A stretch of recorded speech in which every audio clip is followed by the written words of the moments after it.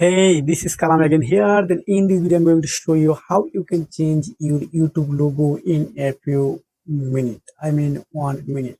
So if you are newbies, don't worry. If after watching this video, you are able to change your YouTube logo in a minute. So let's get started. First, I'm going to my YouTube studio. This work you are able to do you using your mobile phone. At first, I'm going to here. You can see now I'm going to customizable.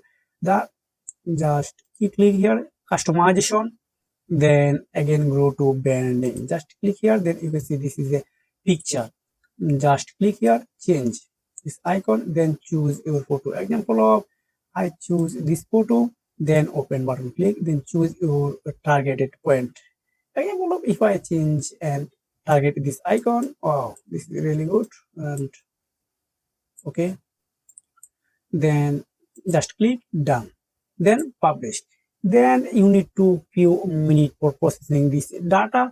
I mean, if you are waiting 3 or 5 minutes, then your video and photo automatically change, I guarantee you. So if you want to more video about this type of, please comment below. I'll try to create a video only for you. See you next video. Take care.